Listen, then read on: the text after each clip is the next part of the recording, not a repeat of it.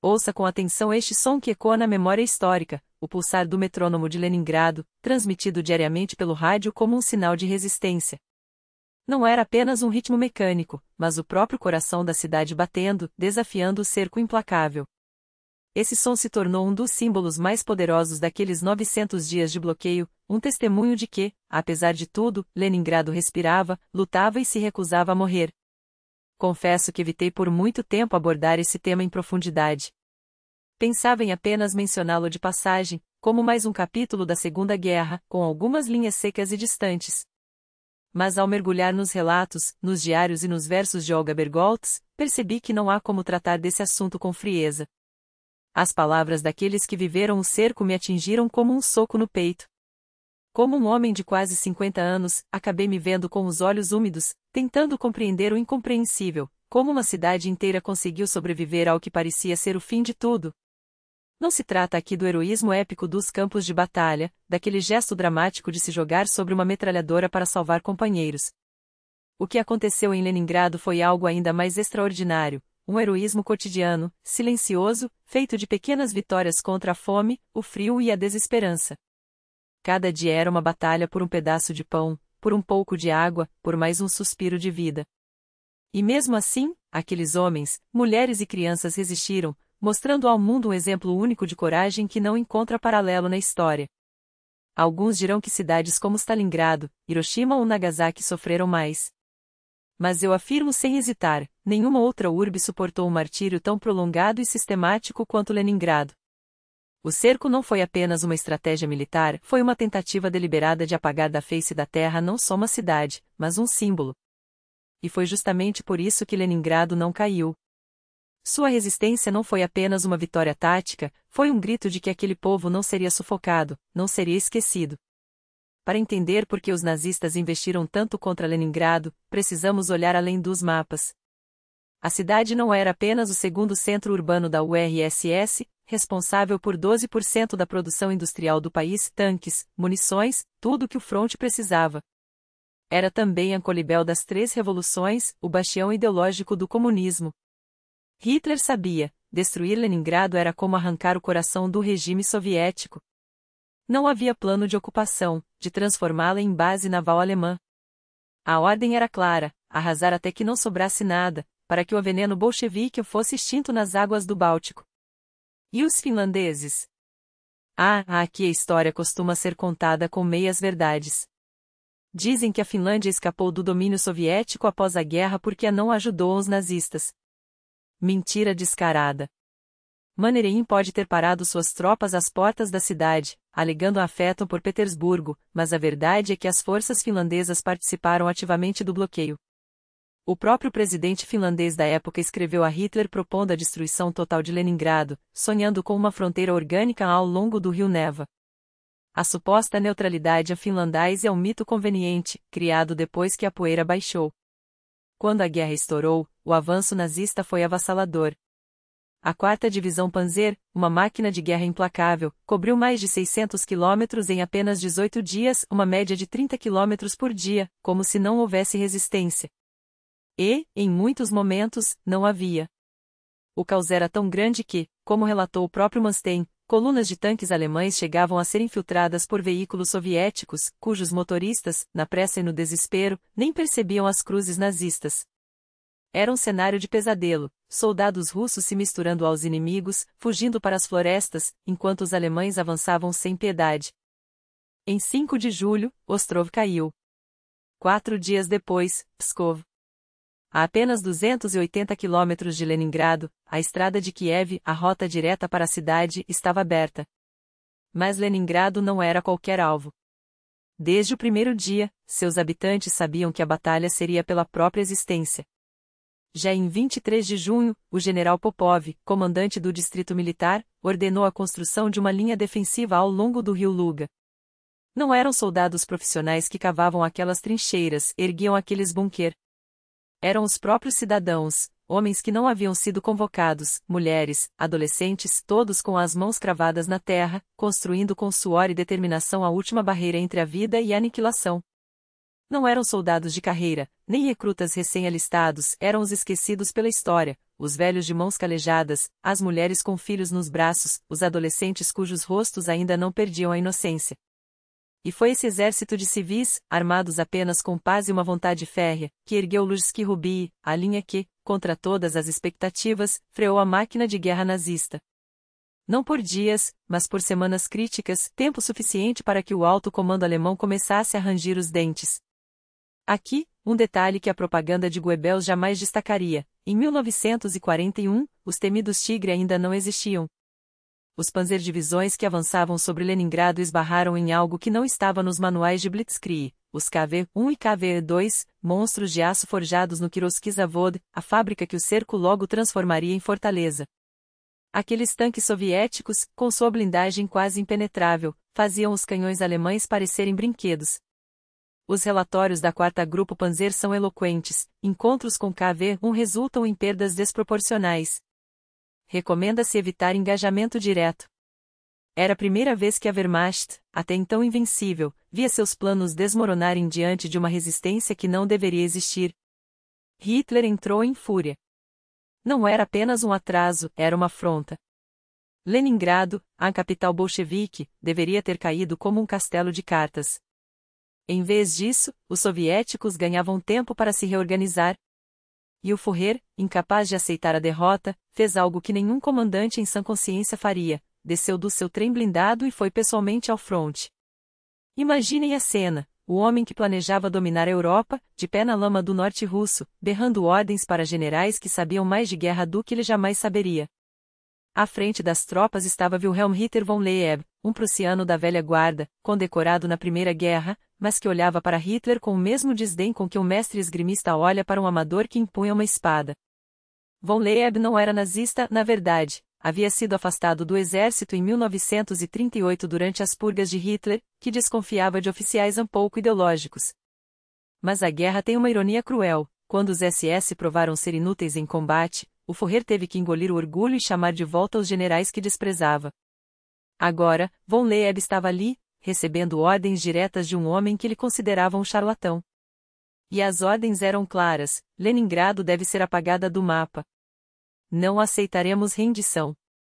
Não entraremos na cidade. Cercem-na, estranguem-na, e deixem que a fome faça o trabalho por nós. Era uma estratégia calculada, sádica em sua eficiência. Em 28 de agosto de 1941, o Estado-Maior da Grupo de Exércitos Norte emitiu a diretriz que selaria o destino da cidade. Por ordem do alto comando, Leningrado será cercada em um anel mais próximo possível do perímetro urbano. Qualquer tentativa de saída da população civil deve ser reprimida com o uso de força letal. Não haverá negociações de rendição. O objetivo não é capturar a cidade, mas destruí-la pela inanição. Von Leeb, mais tarde, tentaria justificar o indizível: se entrássemos em Leningrado, teríamos que alimentar milhões de civis. Nossa logística não comportava isso. Era mais eficiente deixá-los morrer. A lógica era friamente militar: cada grão de comida dado a um leningradense era um grão subtraído de um soldado alemão. E soldados, afinal, eram o que importava. Mas havia outro cálculo, ainda mais sinistro. Uma cidade sitiada não é apenas um alvo militar, é um experimento em desumanização. Os nazistas sabiam que a fome não mata apenas o corpo, ela corrói a alma de uma nação. Se Leningrado caísse de joelhos, o efeito psicológico seria devastador: o símbolo da revolução bolchevique, reduzido a canibais e cadáveres empilhados. Era guerra total em sua forma mais pura, não contra um exército, mas contra uma ideia. E então, o anel se fechou. Em 15 de agosto, o Lujski Rubii ruía. Novgorod caiu em 20. Chudovo, em 30. E no mesmo dia, os alemães cortaram a ferrovia Moscou-Leningrado, a artéria que ainda supria a cidade. O cerco estava completo. Mas havia um detalhe que os estrategistas de Berlim não haviam previsto: o Báltico não se renderia sem lutar. Enquanto as tropas de von Leeb avançavam, outra batalha se desenrolava no mar. Em Tallinn, a frota do Báltico, o último elo entre Leningrado e o mundo exterior, preparava-se para uma retirada que entraria para a história como um dos mais heróicos e trágicos episódios da guerra: o Tallinski Perechod, a travessia de Tallinn. Em apenas 3 dias de inferno, entre 27 e 30 de agosto, mais de 60.000 pessoas, marinheiros, soldados, civis, embarcaram em qualquer coisa que flutuasse, destruidores, cargueiros, barcaças, até balsas improvisadas. O almirante Vladimir Tribuz, comandante da frota, deu a ordem que mudaria o curso da batalha, levar todos que pudermos. Não deixaremos ninguém para trás. Mas o mar já estava minado. Os finlandeses e alemães haviam semeado campos de minas ao longo da rota. E enquanto os navios zarpavam, Stukas mergulhavam do céu, lançando bombas com precisão mortal. Submarinos alemães espreitavam nas profundezas. Os números são estarrecedores, entre 62 e 100 navios afundados, milhares de vidas perdidas. O couraçado Marat, orgulho da frota, foi atingido e afundou, mas não antes de sua artilharia ter aberto fogo contra os invasores uma última vez. Aqueles que sobreviveram chegaram a Kronstadt, a fortaleza naval que guardava a entrada de Leningrado. E foi ali, entre os canhões ainda fumegantes, que a cidade encontrou seu último fôlego de esperança. Porque Kronstadt não era apenas um porto. Era uma bateria gigante. Os canhões do Marat, ressuscitado das profundezas e transformado em bateria costeira, tinham um alcance de 25 a 30 quilômetros, o suficiente para manter os alemães fora do Oranienbaumski Platzdar, o pequeno território que os soviéticos ainda controlavam ao sul da cidade. Os nazistas tentaram avançar, mas cada metro era respondido com uma saraivada de obuses. Não podíamos nos aproximar, admitiria mais tarde um oficial da Wehrmacht. Aqueles canhões transformavam a terra em lava. Era uma ilha de resistência em meio ao cerco. E enquanto Leningrado começava a sentir os primeiros espasmos da fome, aquela faixa de terra, protegida pelo fogo da frota, se tornaria a última rota de suprimentos, um cordão umbilical que, contra todas as probabilidades, manteria a cidade viva por mais alguns meses. Mas os finlandeses, aliados relutantes dos alemães, estavam prestes a dar o golpe final. Em 4 de setembro de 1941, Alfred Jodl, chefe de operações do OKW, chegou à sede de Mannerheim para selar o destino de Leningrado. O marechal finlandês, no entanto, tinha seus próprios cálculos. Sim, ele avançaria. Sim, cortaria as últimas rotas de suprimento ao norte do Ladoga. Sim, bloquearia a ferrovia Kirovskaja e o canal Branco-Mar Báltico, estrangulando os últimos fios de comida que ainda chegavam à cidade. Mas Leningrado em si? Não. Mannerheim se recusou a cruzar a antiga fronteira de 1939, a linha que separava a Finlândia da União Soviética antes da Guerra de Inverno. Eu servi ali, como oficial do Czarevich, diria mais tarde, em um tom que misturava nostalgia e cinismo. Minha esposa é russa. Não lutarei contra São Petersburgo. Era uma desculpa conveniente ou talvez uma última faísca de humanidade em meio à barbárie. Mas o resultado foi o mesmo. Os finlandeses pararam aos portões da cidade, mas não entraram. Para os leningradenses, aquilo não era clemência. Era uma sentença de morte lenta. Porque se os finlandeses não atacariam, os alemães também não precisariam. O plano de Hitler, deixar a fome fazer o trabalho sujo, estava agora garantido. E assim, enquanto o outono de 1941 pintava as folhas de ouro e sangue, Leningrado começou a morrer em silêncio. E o que era para ser um cerco estratégico transformou-se em uma sinfonia macabra de Nações Unidas pela sede de destruição. Não foram apenas os finlandeses que apertaram o laço em torno de Leningrado. Os espanhóis também chegaram, sim, aqueles mesmos espanhóis cujas cicatrizes da guerra civil ainda sangravam. Franco, o caudillo, que dançava uma valsa perigosa com Hitler, recusando-se a abrir as portas da Espanha para a invasão de Gibraltar, encontrou na Divisão Azul a sua moeda de troca. Não lutaremos contra os ingleses, mas contra os bolcheviques? Isso sim, Fourier. E assim, entre 40 e 60 mil voluntários, muitos deles movidos pelo ódio a Stalin, que havia apoiado os republicanos em Barcelona, outros simplesmente seduzidos pela promessa de glória, embarcaram rumo ao fronte oriental. Os soviéticos os subestimaram. Chamavam-nos de um elo fraco, tropas menos disciplinadas que os alemães, menos fanáticas que as SS, mas a guerra não é feita apenas de disciplina. É feita de carne e osso. E quando a carne dos espanhóis foi jogada no moedor de Leningrado, eles resistiram. Não por 2 meses, não por um inverno, mas por 2 anos inteiros, até que o sangue e o gelo os consumissem. Enquanto isso, o pesadelo ganhava forma concreta. Em 8 de setembro de 1941, as tropas do Grupo de Exércitos Norte cortaram a última artéria de Leningrado, o Istmo de Shkluselburg. Olhe no mapa. Veja como aquele estreito pedaço de terra, um gargalo entre dois lagos, era tudo que separava a cidade do abismo. Agora, estava nas mãos dos alemães. A partir daquele dia, Leningrado deixou de ser uma cidade sitiada para se tornar uma ilha da morte. 872 dias? 900 noites? Os números importam pouco quando se fala de um genocídio calculado. Dentro do anel de aço, aprisionados, estavam quase 500.000 de soldados do frente de Leningrado, a esquadra do Báltico, navios que Stalin havia mandado para lá como se fossem ataúdes flutuantes e uma população civil que beirava os 3 milhões. 3 milhões de almas, incluindo os 350.000 refugiados que haviam fugido das repúblicas bálticas, agora condenados ao mesmo destino. Nenhuma estrada. Nenhum trem, nenhuma rota de fuga. Só o céu, dominado pela Luftwaffe, e as águas traidoras do Lago Ladoga. Ah, o Ladoga! Esse espelho gigante que deveria ser a salvação, mas era um túmulo líquido.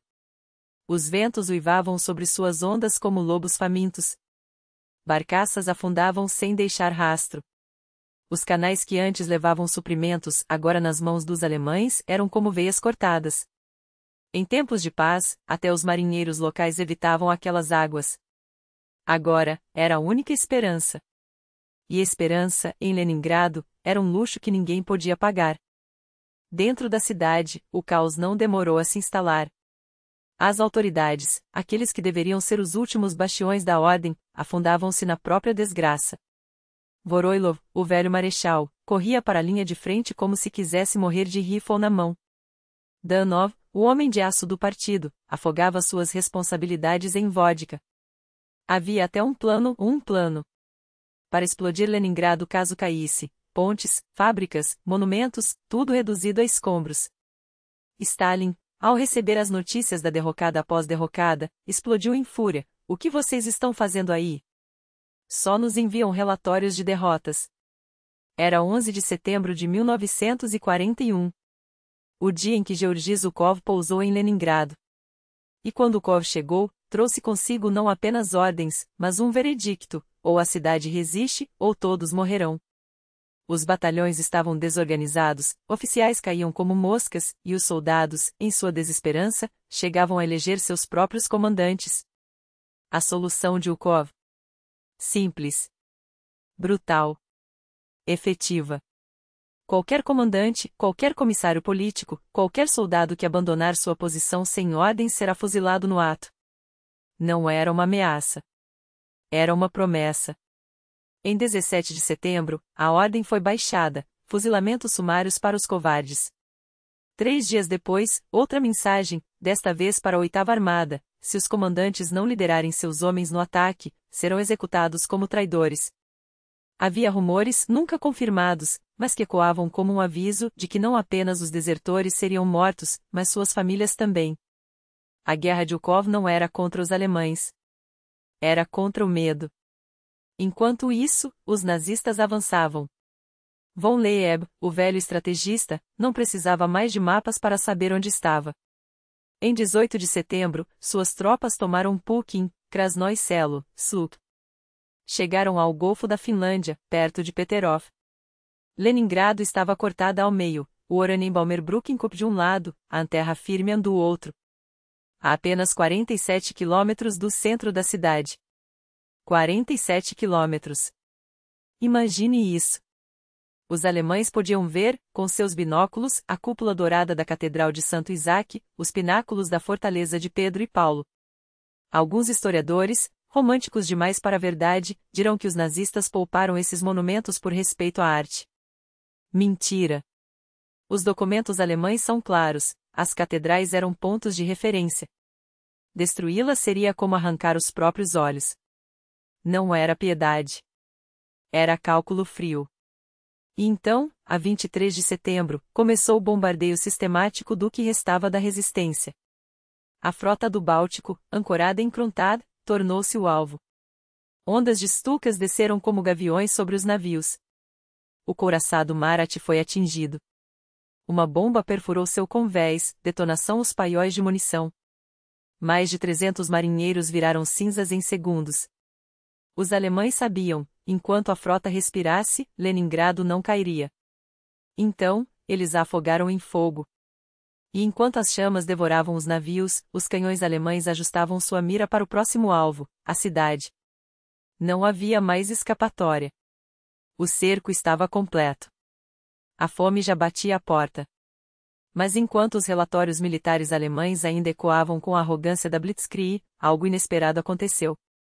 Em apenas 12 dias desde a chegada de aquele homem de rosto cortado pelo vento das estepes, cujos olhos pareciam medir distâncias em corpos de soldados, não em quilômetros, o alto comando alemão recebeu uma mensagem gelada: as tropas disponíveis não têm capacidade para continuar o assalto a Leningrado. O avanço parou. Não por piedade, não por estratégia, mas porque a cidade, que deveria ter caído como um castelo de cartas, resistiu. Hitler, em um acesso de fúria típica de quem via seus planos desmoronarem, proibiu novos ataques frontais. Sua ordem foi clara, cruel e calculada: não precisamos tomá-la. Vamos estrangulá-la. Que morram de fome. E assim, o cerco se transformou em uma máquina de tortura lenta. Loeb, o general que sonhara com uma vitória reluzente, viu-se obrigado a lançar suas divisões em ataques desesperados nos últimos dias de setembro, mas o muro de fogo soviético não cedeu.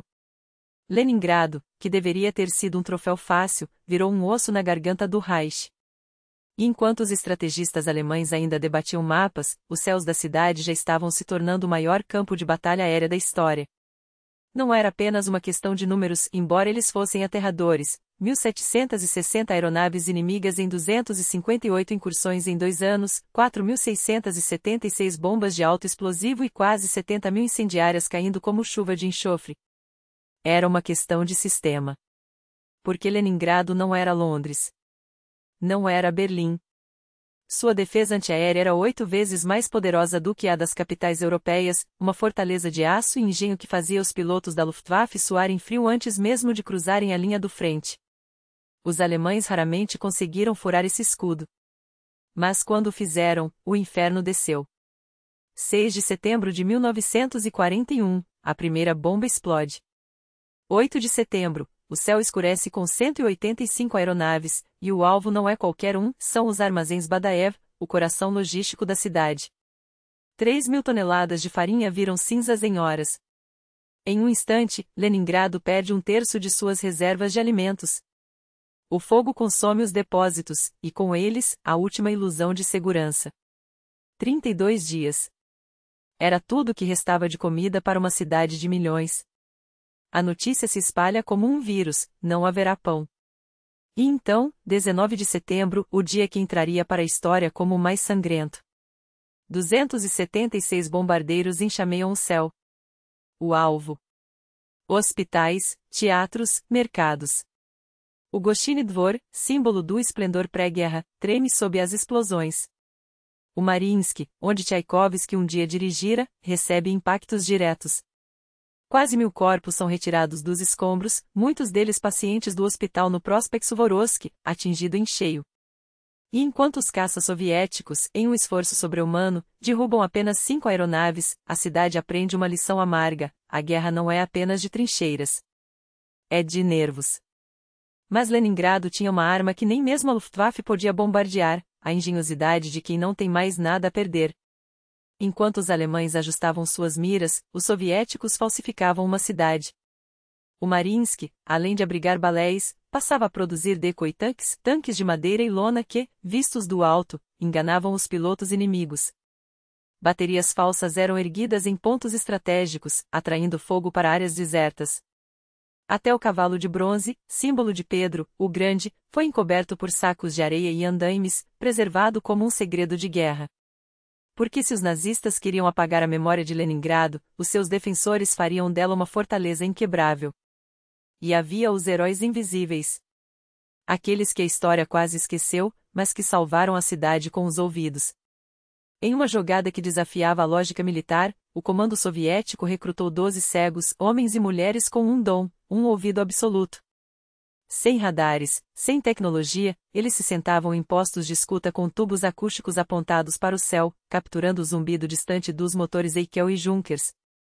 Quando o som mudava de tom, quando a vibração do ar anunciava a morte, eles davam um alerta. E enquanto os canhões antiaéreos rugiam, esses ouvintes permaneciam imóveis, contando os segundos entre o trovão e o impacto, ajustando a defesa como um relógio suíço. Era guerra primitiva e genial ao mesmo tempo. Mas os alemães não desistiram da artilharia. Porque se o céu era uma rota perigosa, o chão oferecia precisão cirúrgica. 4 de setembro de 1941, o primeiro projétil atinge a cidade. E a partir daí, Leningrado passa a viver sob um relógio de horror. Os nazistas calcularam tudo. Sabiam que às 7 da manhã, as ruas se enchiam de operários a caminho das fábricas. Sabiam que às 5 da tarde, eles voltavam, exaustos, para casa. Então, 2 bombardeios diários, um para abrir o dia com sangue, outro para fechá-lo com luto. Não era guerra. Era caça. E para garantir que nenhum canto escapasse, Hitler ordenou que as melhores peças de artilharia do Reich fossem deslocadas para a frente de Leningrado, canhões de 88 mm, mortários franceses capturados, obuseiros checos, tudo que o exército alemão tinha de mais longo alcance. As baterias foram posicionadas a 8 a 12 quilômetros da cidade, o máximo que ousavam se aproximar. Mais perto, e as baterias navais do Báltico ou os canhões da Colina Vermelha os fariam em pedaços. Então, de suas posições seguras, eles disparavam cegamente, seguindo a ordem de Leeb, manter o inimigo sob pressão constante, sem padrão, sem piedade. Porque o verdadeiro objetivo não era destruir prédios. Era quebrar almas. Bombardeios aleatórios, às 10 da manhã, à meia-noite, às 3 da tarde. Propaganda jogada do céu, folhetos prometendo rendição em troca de pão. Tudo para transformar cada segundo em agonia, para que os leninenses perdessem a noção de normalidade. Porque quando você não sabe quando a próxima bomba cairá, onde o próximo projétil explodirá, a paranoia se torna seu único companheiro. E assim, nas ruas, surgiram avisos pintados à mão não por ordem do governo, mas pela necessidade brutal de sobreviver. Em paredes ensanguentadas, letras grossas advertiam: cidadãos. Durante o bombardeio, este lado da rua é o mais perigoso. Não era um aviso. Era um grito de guerra. Porque aqueles que escreviam sabiam, a morte vinha do norte. Dos canhões alemães em Selna, das posições finlandesas em Pulkoski e Heights. E se não podiam evitar as bombas, pelo menos poderiam escolher onde cair. Primeiro, vinham os bombardeios de artilharia, uma cortina de fogo que rasgava o céu antes do verdadeiro inferno começar. Depois, o fogo metódico, incansável, que durava até às 24 horas do dia seguinte. Essa era a tática alemã, repetida sem piedade até o final de 1941. Em setembro, eles dispararam 5.500 projéteis contra Leningrado. Em outubro, 88.000. Em novembro, 11.000. E em 15 de setembro, às 18h32, quando a artilharia finalmente silenciava, começavam os ataques aéreos. Não havia trégua. Não havia escapatória. Os leningradenses enfrentavam a bloqueio em condições que desafiavam até a própria ideia de humanidade. Mas os canhões e as bombas não eram o pior. O pior ainda estava por vir. Em 18 de setembro, o chefe do Estado-Maior alemão, Franz Halder, anotava em seu diário com cinismo glacial: duvido que consigamos avançar muito mais. Se retirarmos a 1ª Divisão Panzer e a 36ª Divisão Motorizada, a situação aqui ficará tensa, dado o acúmulo de forças inimigas. Mas nosso aliado, a fome, logo fará seu trabalho. E assim começou o verdadeiro cerco. Não um cerco militar, mas um extermínio calculado. A bloqueio que as tropas de Hitler impuseram a Leningrado não tinha como objetivo apenas conquistar a cidade. Seu propósito era apagar a cidade do mapa. E, acima de tudo, apagar seus habitantes. Isso não era guerra. Era o Plano da Fome, parte integrante da Operação Barbarossa, cujo nome verdadeiro, Plano Baqui, soava como uma sentença de morte assinada por burocratas em Berlim. Enquanto os tanques avançavam, economistas do Terceiro Reich calculavam friamente como alimentar a Wehrmacht e a população alemã às custas dos territórios ocupados. A equação era simples: saquear tudo. Levar cada grão de trigo, cada cabeça de gado, cada reserva de comida. Deixar atrás de si apenas o vazio. As estimativas eram claras: 20 a 30 milhões de soviéticos deveriam morrer de fome. Não como consequência da guerra, mas como estratégia. E para garantir que a máquina de guerra nazista não passasse fome, nada, absolutamente nada, deveria deter a execução desse plano. À frente dessa engenharia do horror estava Herbert Baki, o homem que, desde 1941, respondia diretamente a Göring como chefe do Sonderstaudenburg, um escritório criado com um único propósito: organizar o saque sistemático da União Soviética. Sua missão: garantir que a Alemanha nunca faltasse comida, mesmo que isso significasse condenar milhões à inanição. E Leningrado, cortada de todas as rotas de abastecimento, tornou-se o laboratório perfeito dessa política. Nos armazéns da cidade, havia comida para, no máximo, 30 dias.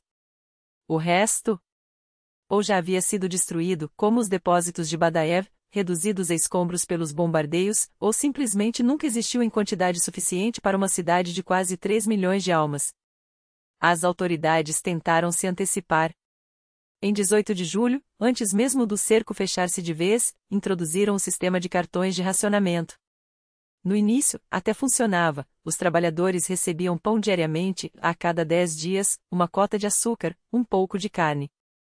Até outubro, as prateleiras não estavam vazias. Mas então veio o colapso. A partir de final de setembro, quando o anel de aço nazista se fechou de vez, os preços explodiram como granadas.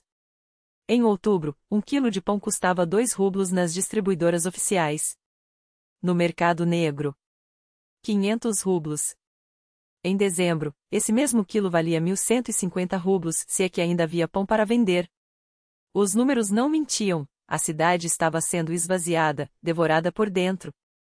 E não era só o pão que desaparecia. Era tudo. Em 20 de novembro de 1941, as novas cotas de racionamento foram anunciadas. Os números eram uma sentença: 500 gramas de pão por dia para os soldados na linha de frente. 300 gramas para bombeiros. 250 gramas para operários. 125 gramas para crianças e dependentes. 125 gramas. Menos que um punhado. Menos que uma fatia. Quem hoje segue dietas rigorosas, conta calorias ou se exercita em academias talvez consiga imaginar o que significa viver com 125 gramas de pão por dia. Mas não. Não consegue. Porque não se trata apenas de fome. Trata-se de uma desumanização metódica. A cidade começou a devorar a si mesma. Primeiro, os animais domésticos, cães, gatos, pássaros, desapareceram das ruas e das panelas. Depois, vieram os remendos desesperados: gelatina feita de cintos de couro, sopa de cola de papel de parede, porque o adesivo era à base de caseína, extraída de chifres de animais, e continha traços de proteína. As pessoas raspavam as paredes, ferviam o couro das botas, mastigavam serragem misturada à farinha. Os diários da época não falam de política, de amor, de esperança. Falam apenas de comida. Ou da falta dela. Encontros entre amigos viravam sessões de tortura mútua: você comeu hoje? O que comeu? Lembra daquele banquete no ano passado, quando tinha? A memória da abundância tornava-se uma faca cravada no estômago vazio. E então, como se a fome não bastasse, chegou o inverno. O mesmo inverno que salvara Moscou, que congelara os tanques alemães nas portas da capital, agora se voltava contra Leningrado com uma crueldade sem paralelos. O termômetro despencava para 30 graus Celsius, mas na cidade à beira do Báltico, o vento cortante que soprava da neva fazia com que cada grau parecesse 10. A eletricidade foi cortada. As fábricas, incluindo a vital usina Kirov, que produzia tanques e armamentos, funcionavam à base de geradores precários. Tranvias e trólebus paralisaram, enterrados sob a neve. As ruas, outrora limpas, transformaram-se em valas congeladas. Ninguém as varria. Não havia combustível, não havia força, não havia vontade. As pessoas dormiam vestidas, embrulhadas em casacos que não tiravam há semanas. O frio não era apenas uma temperatura. Era um algoz que roubava os últimos vestígios de resistência. E, no meio desse pesadelo, o metrônomo continuava a marcar o ritmo da morte. Se batia devagar, era sinal de que, por enquanto, nada acontecia. Se acelerava, era melhor correr, bombardeios ou artilharia estavam a caminho. Leningrado não era mais uma cidade. Era um cemitério a céu aberto, onde os vivos andavam como sombras, onde os corpos caídos nas calçadas já não eram recolhidos, onde a linha entre a vida e a morte se tornará tão fina quanto a crosta de gelo sobre o rio Neva. E no meio desse inferno, uma pergunta ecoava, cruel e insistente: até quando o corpo humano aguenta? A cidade parou. Não apenas no sentido figurado, mas literalmente, os trilhos dos bondes e trólebus estavam congelados, imóveis sob o peso de um inverno que não perdoava. Cada passo a mais era uma sentença. Quem não tinha forças para caminhar os 3, 4 quilômetros até o trabalho porque os transportes simplesmente não existiam mais caía no meio do caminho. E ali ficava. Porque em Leningrado, em 1941, não havia mais espaço para a compaixão dos vivos. Não por crueldade, mas porque a própria sobrevivência já era um ato de guerra. Há quem fale, com um moralismo barato e distante, sobre o desinteresse dos que passavam ao lado de corpos estirados na neve. Como se a indiferença fosse uma escolha, e não a última defesa de uma mente que já não suportava mais ver a morte como rotina.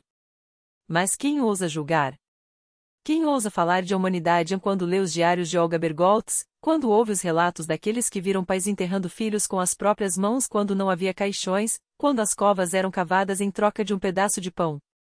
Quando os corpos se amontoavam em Piskarovskoye, empilhados como lenha, porque não havia tempo nem forças para sepultá-los um a um. A fome não era apenas a falta de comida. Era a ausência de tudo, de calor, de luz, de dignidade. As burzuiki e aqueles fogões improvisados que devoravam móveis, portas, pisos eram a única defesa contra o frio que mordia os ossos. Mas até a madeira acabou. Restavam as lâmpadas a querosene, que mal iluminavam, não aqueciam, e cujo combustível foi racionado até sumir. Em fevereiro de 1942, nem mesmo as migalhas de 2,6 litros por mês que distribuíam no início do cerco chegavam à população civil. 15% da energia elétrica de antes da guerra. Imagine, se a luz da sua casa funcionasse apenas 5 dias por mês. Os outros 25, você viveria no breu. Assim era Leningrado, uma cidade onde as fábricas pararam, onde as máquinas enrijeceram pelo gelo, onde os operários, quando conseguiam chegar ao trabalho, não tinham forças para segurar uma ferramenta. E no entanto, as escolas funcionavam. Crianças esqueléticas, de dedos roxos pelo frio, sentavam-se em salas sem aquecimento, onde a tinta congelava nas canetas e os cadernos eram folhas de jornal. As aulas duravam 25 minutos, não 45, porque ninguém aguentava mais. Os professores falavam, os alunos ouviam, quando conseguiam, e todos sabiam que aquele ritual absurdo era apenas uma ilusão de normalidade. Mas era uma ilusão pela qual valia a pena lutar. Havia o zoológico. Sim, o zoológico. Enquanto milhares morriam, uma equipe de funcionários famintos arrastava baldes de água do Neva congelado para manter vivo um hipopótamo, um animal que bebia litros por dia, que precisava de comida, de cuidados. E ele sobreviveu. Sobreviveu à guerra, aos bombardeios, ao cerco, e morreu décadas depois, nos anos 1950 ou 1960, como um símbolo grotesco e belo da teimosia humana. Como? Como se arrasta água para um animal de centenas de quilos quando você mal tem forças para se arrastar até a cozinha? Como se escolhe salvar uma vida, qualquer vida, quando a sua própria está pendurada por um fio? E então havia eles, os cientistas do Instituto Vavilov. 28 pesquisadores que morreram de fome rodeados por toneladas de sementes de trigo, cevada, milho, variedades únicas que poderiam ter sido moídas, cozidas, transformadas em pão. Mas não foram. Porque aqueles homens e mulheres entendiam algo que vai além da sobrevivência individual, entendiam que, se aquelas sementes fossem devoradas, o futuro também morreria. E assim, enquanto seus corpos definhavam, eles guardaram o que restava da humanidade, a esperança de que, depois do gelo, ainda haveria colheita. No verão de 1942, quando o cerco afrouxou o suficiente para que os leninenses plantassem batatas e repolhos nos parques e praças da cidade, foram aquelas sementes intocadas, sagradas que alimentaram os sobreviventes. Enquanto isso, nos teatros vazios, onde a maioria das companhias havia desaparecido, os atores da trupe de comédia musical de Leningrado subiam ao palco. Alguns desmaiavam durante as apresentações. Outros morriam nos bastidores. Mas o espetáculo continuava. Porque, em meio ao apocalipse, a cultura não era um luxo, era uma trincheira. E então havia os outros. Os que não merecem nem mesmo ser nomeados aqui, mas cuja existência mancha até a memória do heroísmo. Os que trocavam carne humana por pão. Os que, enquanto famílias inteiras apodreciam em apartamentos selados, banqueteavam-se com iguarias guardadas a 7 chaves. Sim, a lenda dos ampudins e caviar para a nomenclatura é exagerada, mas não totalmente falsa. Sempre há os que encontram brechas, mesmo no inferno. Mas não são eles que definem Leningrado. São os que, sem documentos, sem nomes, foram enterrados em valas comuns em Piskarovskoye 1 milhão, talvez mais, porque quem contava os mortos quando os vivos mal conseguiam contar os dias? São os que, com 200 gramas de sabão por mês, deixaram de se lavar até que seus próprios corpos cheirassem a podridão. São os que, como Helena Scriabina anotou em seu diário, simplesmente paravam de se importar, deitavam-se e não se levantavam mais, porque a vontade de viver também é um músculo, e em Leningrado, aquele músculo atrofiara. O frio que salvou Moscou foi o algoz de Leningrado. Aqui, não havia neve para isolar, nem lenha para queimar, nem esperança de reforços. Havia apenas o neva gelado, os corpos sob a neve, e a pergunta que ecoava nas ruas desertas: até quando? A resposta, quando veio, não foi um alívio, foi apenas o conhecimento de que, algum dia, aquilo acabaria.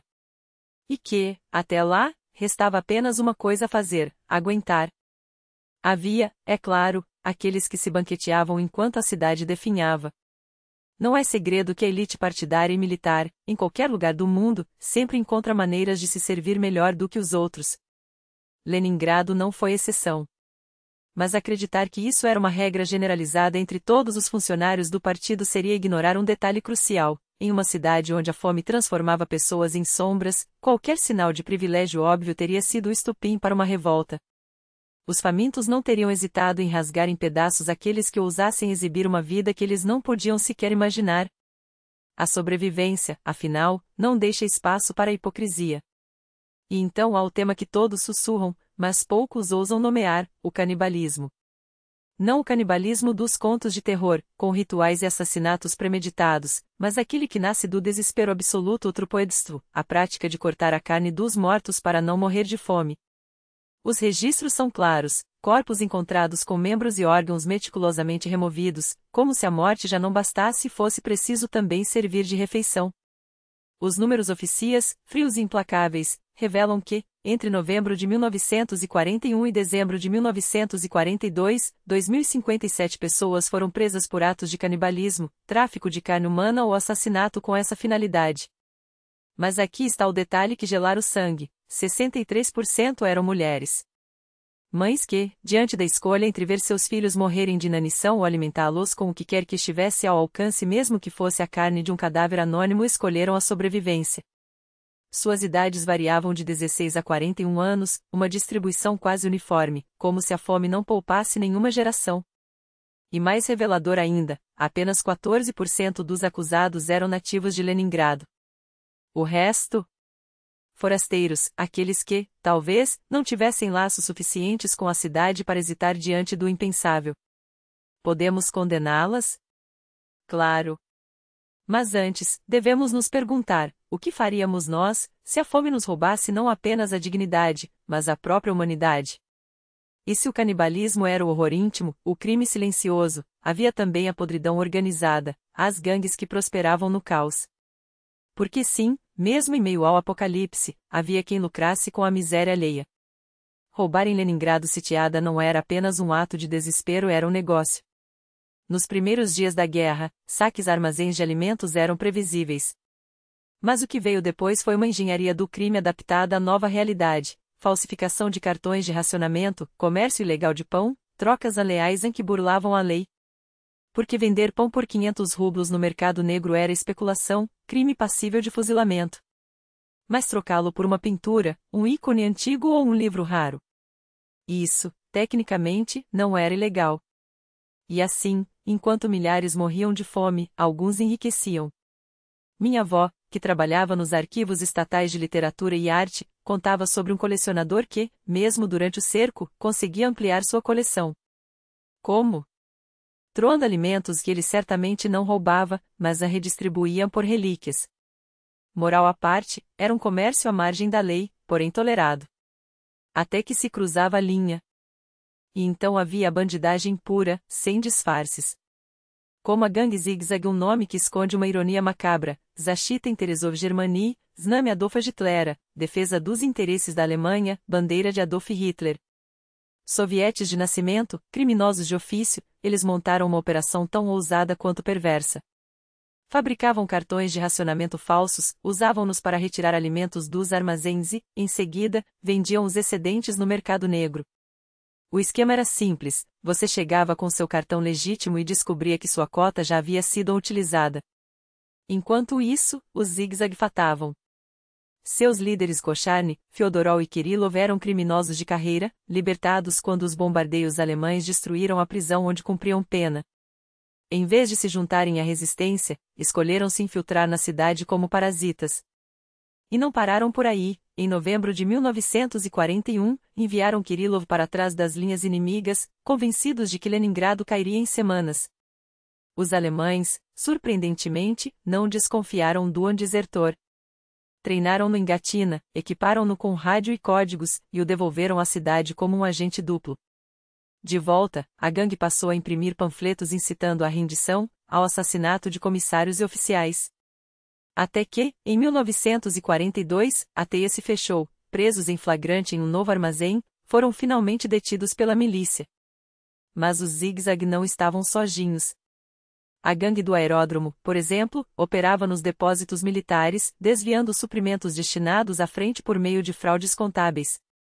E os números do crime organizado durante o cerco são estarrecedores. Apenas a seção de combate à especulação da milícia de Leningrado confiscou, em operações rotineiras, 23 milhões de rublos em dinheiro vivo, 4 milhões em títulos de guerra, 73 mil rublos em moedas de ouro, 1.255 quilos de ouro em barras e joias e 3.284 relógios de ouro. 14.545 pessoas foram processadas por crimes econômicos. Algumas pagaram com a vida, como a gerente de uma padaria e sua assistente, fuziladas por fraudar pesagens incluindo a de ouro, em um detalhe que mostra como até os pequenos crimes se multiplicavam na sombra da fome. Para comparação, os saques a armazéns ou ataques a transportes de alimentos renderam apenas a 325 prisões no mesmo período. Uma gota no oceano de 15 mil especuladores, contrabandistas e criminosos que transformaram a sobrevivência em negócio. Não, a União Soviética não ficou parada. Juntamente com a Frota Báltica, lançou 4 ofensivas para romper o cerco, as Operações Sinyavin, em setembro e outubro de 1941, e mais 2 em 1942. Todas falharam. Os alemães haviam cavado trincheiras tão profundas, erguido defesas tão bem planejadas, que cada avanço soviético era pago com rios de sangue. Os combates mais brutais ocorreram no Nevsky Piatachok, aquele pedaço miserável de terra junto ao rio Neva, uma faixa tão estreita no mapa que parece quase um erro de impressão.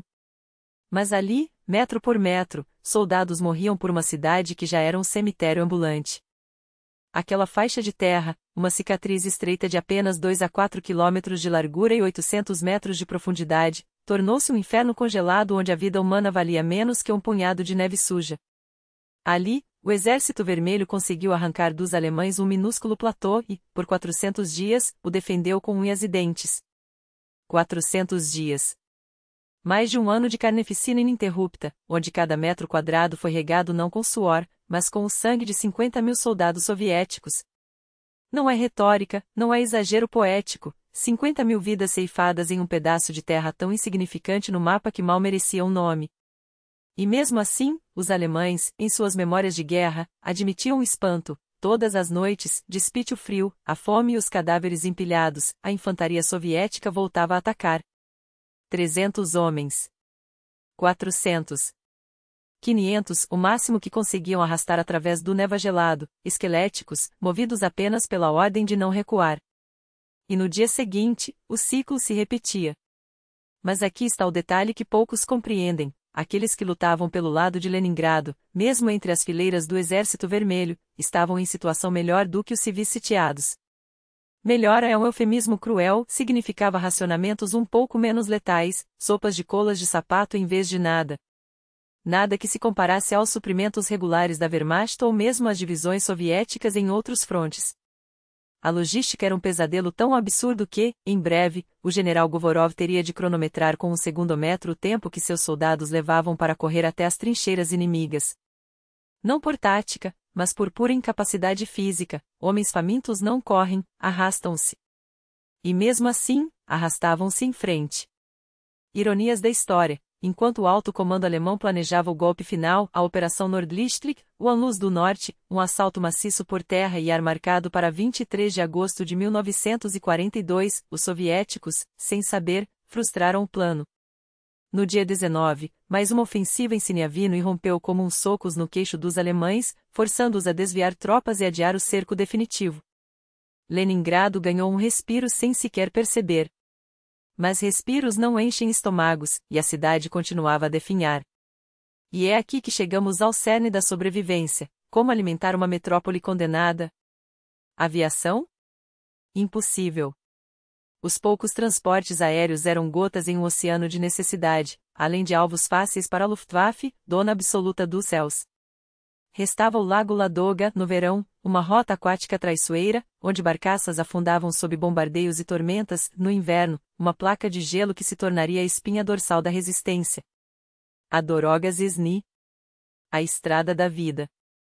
Ou, para os motoristas que a percorriam, a Doroga Smrti, a estrada da morte. Imagine o cenário: uma fileira interminável de caminhões gás AA, os Ampolutorki, avançando a cada 100 a 150 metros sobre o gelo instável, com ordens de não parar, não reduzir a velocidade, não hesitar. Cada viagem era uma roleta russa, o gelo poderia ceder a qualquer momento, a artilharia finlandesa e alemã caçava as colunas como lobos, os pilotos da Luftwaffe mergulhavam em voos rasantes para transformar os veículos em chamas. 10 máquinas perdidas por dia era a média, um tributo diário pago em sangue e metal. Mas em novembro de 1941, quando a primeira coluna partiu do leste sob comando do capitão Porushiko, carregando 70 toneladas de farinha e grãos, Leningrado recebeu seu primeiro fôlego real. Em dezembro, com o gelo mais espesso, o fluxo chegou a 300 toneladas diárias. Em janeiro de 1942, 1.000 toneladas. Não era suficiente. Nunca seria suficiente. Mas era a diferença entre a rendição e a resistência. Por aquela estrada, entre novembro de 1941 e abril de 1942, mais de 550 mil pessoas foram evacuadas, principalmente mulheres, crianças e os feridos que ainda podiam ser salvos. Para a cidade, chegaram 361 mil toneladas de suprimentos, das quais 262 mil eram comida. Sem ela, Leningrado teria caído. Ponto final. Não há discussão. E no entanto, mesmo com a estrada da vida, a cidade aprendeu a sobreviver de formas que desafiam a lógica humana.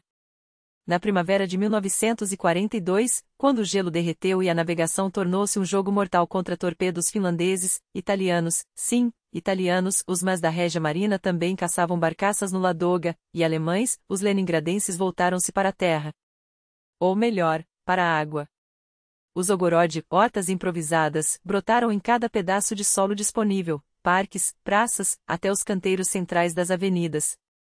Plantava-se batata, repolho, nabo, qualquer coisa que crescesse rápido e desse calorias. Em fevereiro de 1942, pela primeira vez em meses, a carne voltou aos racionamentos, se é que se pode chamar de carne os cavalos mortos e os ratos capturados. Mas o verdadeiro milagre vinha do Neva, a coriusca, um peixinho prateado que, antes da guerra, era um petisco barato, quase desprezado. Agora, era o ouro da cidade. Quem tinha forças para furar o gelo e lançar as redes, muitas vezes feitas de fios de paraquedas alemães abatidos, trazia para casa não só alimento, mas esperança. A coriusca frita, defumada ou crua, quando não havia lenha, tornou-se o prato nacional da resistência. Anos depois, sobreviventes contariam que, nos anos 1980, ainda era possível pescar o peixe aos baldes no Neva. Na época, cada grama era uma vitória. E então, há os símbolos.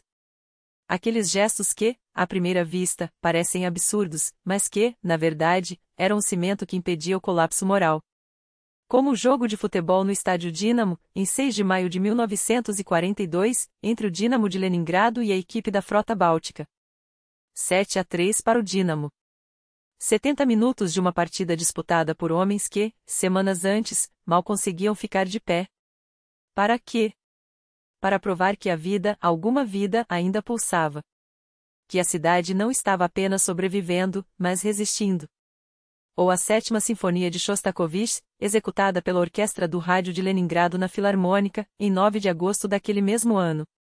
Uma obra composta durante o cerco, transmitida por alto-falantes para as trincheiras alemãs como um desafio sonoro. Ouçam.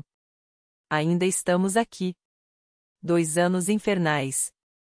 O inverno de 1941 a 42 foi o pior, a fome ceifou centenas de milhares, os corpos empilhavam-se nas ruas, e o termo blokadnik, ou sobrevivente da bloqueio, tornaria-se uma medalha de honra macabra.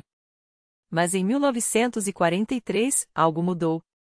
A Estrada da Vida havia cumprido seu papel. Cabos blindados foram lançados no fundo do Ladoga, restaurando as comunicações com o resto da URSS.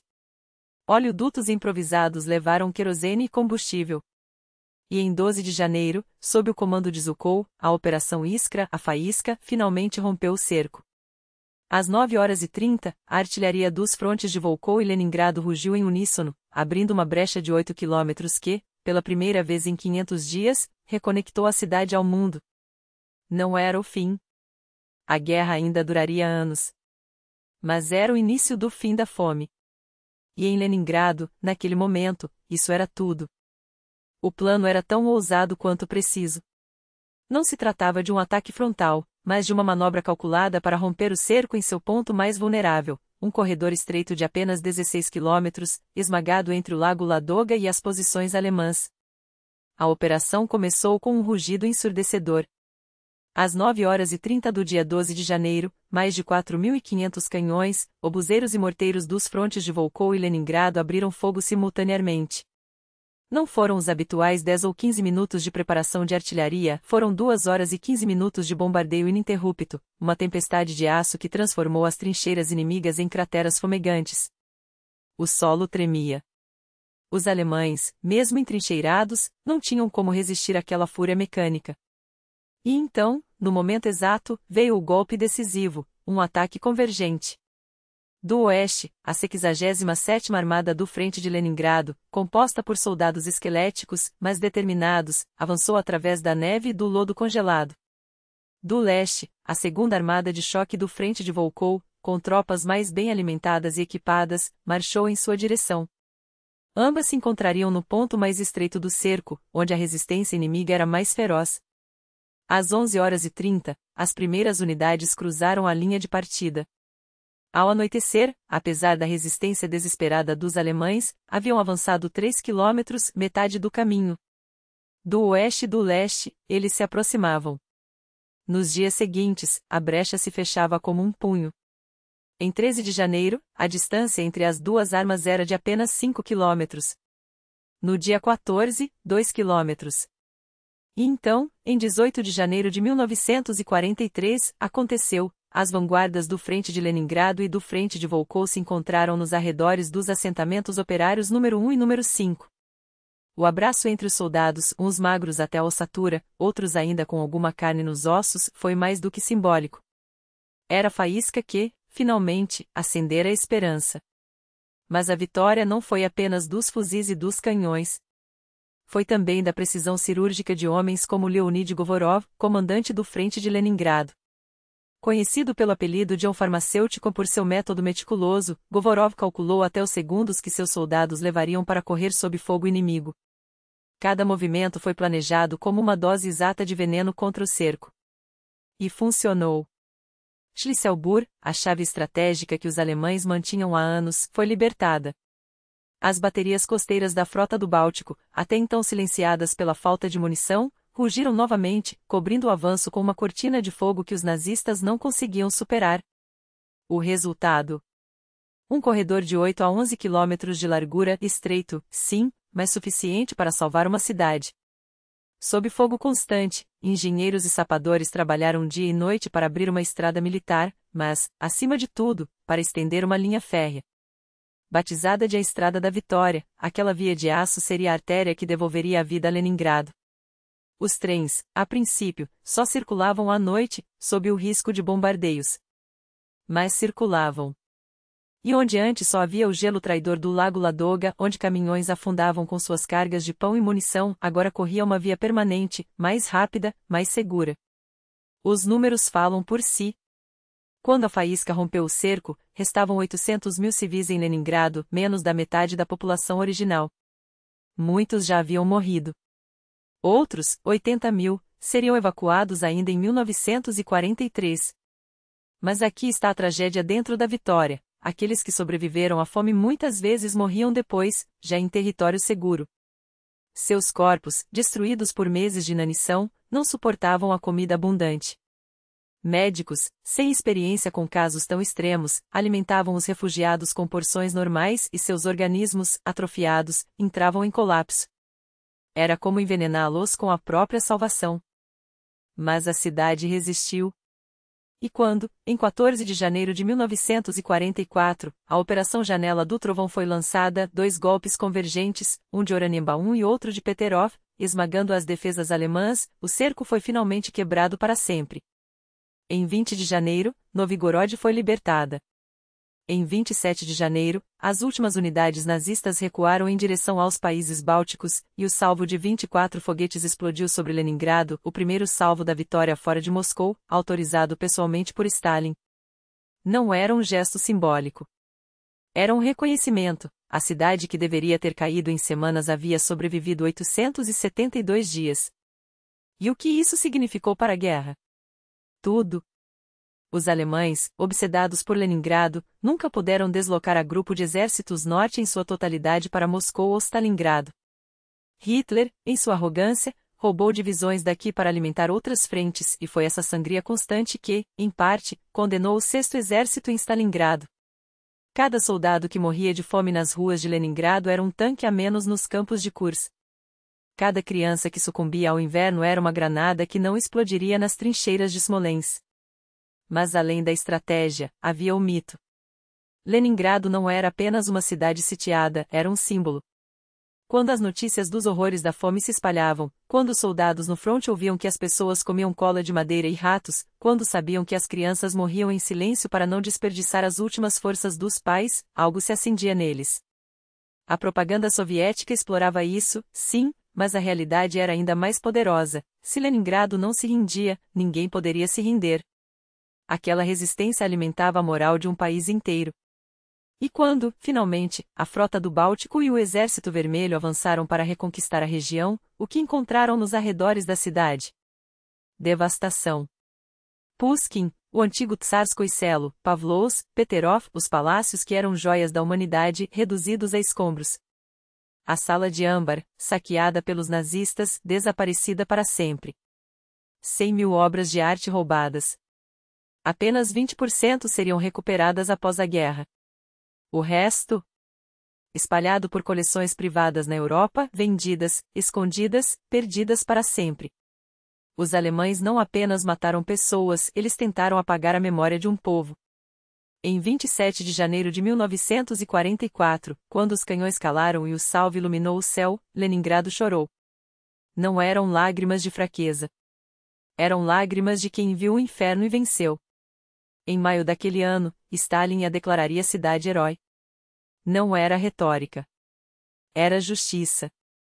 Porque, no fim, a pergunta permanece: o que é genocídio, se não 900 dias de bombardeios, fome e extermínio sistemático? Leningrado não foi uma batalha. Foi um massacre planejado. E o fato de que, apesar disso, ela nunca se ajoelhou e isso, sim, é a definição de heroísmo. E se falamos de genocídio, e aqui não há eufemismo que resista, é impossível ignorar o extermínio sistemático que se abateu sobre aqueles que, para os nazistas, nem sequer mereciam o ar que respiravam. Os judeus de Pushkin, de Pavlovsk, das cidades e aldeias engolidas pela Blitzkrieg em semanas. As primeiras ordens da Einsatzgruppen não deixavam dúvidas: fuzilamentos em massa, fossas comuns, crianças arrancadas dos braços das mães. Não eram operações militares. Era máquina de moer vidas funcionando em ritmo industrial. Junto deles, os ciganos, os comissários políticos da Vermelha, os comandantes que recusavam a rendição, todos marcados para eliminação imediata. Porque o Terceiro Reich não queria apenas conquistar Leningrado. Queria apagar da terra quem a habitava. E no entanto, e aqui está o milagre que desafia a lógica da história, a cidade resistiu. 900 dias de cerco, de canibalismo forçado pela fome, de cadáveres empilhados como lenha no inverno mais cruel. O mundo nunca viu nada igual, uma metrópole de milhões, reduzida à sobrevivência primitiva, que se recusou a hastear a bandeira branca. Não foi sorte. Não foi acaso. Foi a teimosia de um povo que, mesmo quando o corpo falhava, mantinha a alma de pé. Os leningradenses não eram super-heróis de quadrinhos. Eram operários, professores, crianças que, ao invés de renderem-se, escolheram morrer em pé. Por isso, habitantes de São Petersburgo, ou Pieter, ou Petrogrado, ou como queiram chamar a cidade que carrega em suas pedras mais memória do que muitos países em seus arquivos, vocês não herdam apenas um endereço. Herdam o legado daqueles que, em 1941, olharam para a morte nos olhos e disseram, não hoje. Vocês são os netos daqueles que, com as últimas forças, arrastaram canhões sobre o gelo do Lago Ladoga para romper o cerco. Vocês são a prova viva de que, quando a humanidade é empurrada ao limite, alguns escolhem ser luz. Obrigado por não desviar o olhar. Obrigado por lembrar. Porque história não é apenas o passado, é um espelho. E quando olhamos para Leningrado, o que vemos refletido não é apenas uma cidade. É o melhor e o pior de que somos capazes. Até a próxima Batalha da Memória.